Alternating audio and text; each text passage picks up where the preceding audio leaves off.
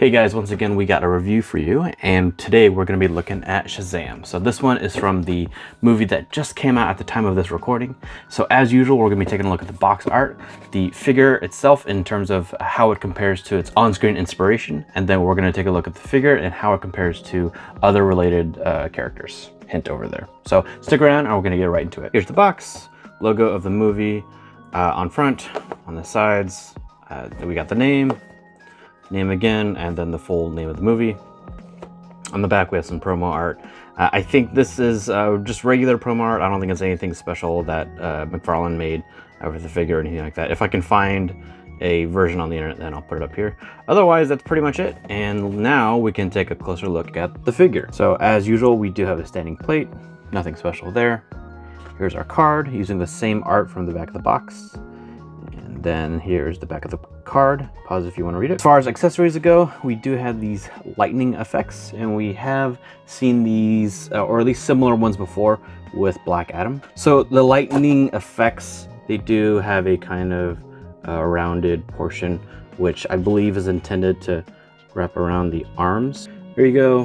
Had it wrapped around the fist like that. That was the only way to really make it work, because otherwise it'll just fall off like that. So that, and then I suspect this one has a similar design to it. And just for comparison against the Black Adam one, the same in concept, but it's actually a different effect. It's not just the same mold.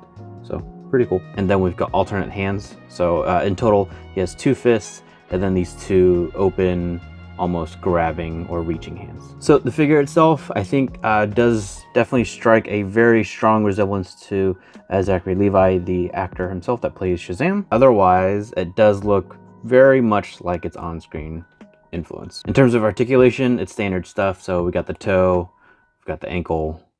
We do have some ankle pivot if I can make it work, but it's not always that easy to do with the McFarlane figures. It's fine, we'll move on. The knee articulation is standard stuff.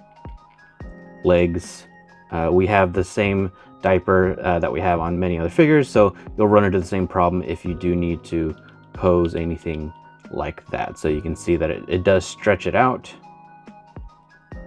It does get kind of messed up, so heat will probably restore it. I've never actually tried it myself though, so keep that in mind if you're going to pose your figure in a position like that. McFarlane figures are never really short on detail. We do have a lot of nice detail that you can see on the costume here. If I can, I will bring up a comparison of the movie costume so you can see some nice detail on the gauntlets. McFarlane did not make a first Shazam movie version of the costume. This one is strictly of the second movie, and the second movie strictly has a new version of the costume. So consider that. Cape is a cape, a pretty standard McFarlane cape, rubbery plastic. We'll do another close-up shot of the head. And so it looks really good. The only kind of weird thing is the paint added to the face, so you can kind of see it right coming down on the forehead there, and a little bit on the cheeks, and a little bit across the nose. I don't know how well that comes off on camera, but it makes sense because I know he's trying to add depth, but it also looks a little weird. Personally, I probably would not have done that, and I might even consider removing it using the same technique that I've used on other videos, and I'll link those up here. Other than that, it is a good looking figure if you do like the movie figures. And now let's compare him to other movie figures. And here he is with Black Adam. You can see that they are approximately the same height. So if they were to ever meet in the movies, and if these figures are actually accurate in scale to the actors, then they would be toe to toe. That doesn't sound right to me. I thought The Rock was tall, but I will put up the stats on screen if I can find them. Here he is with the movie Justice League. You can actually see that several of the faces are a very good resemblance of the actual actors. I think Cyborg's is probably the best. Affleck's chin looks just like him. Cavill looks really good. I would say of all of these though, that Zachary Levi's actually looks the most like him. So that's pretty cool. And here's how they would fit together. And just for good measure, here is Justice League again, but with Superman in his regular red and blue outfit.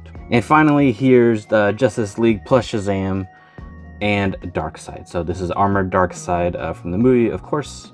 And that's how they all look together. And here's our entire lineup. If you like this video, then you might also like the Dark Knight trilogy review that I did over here.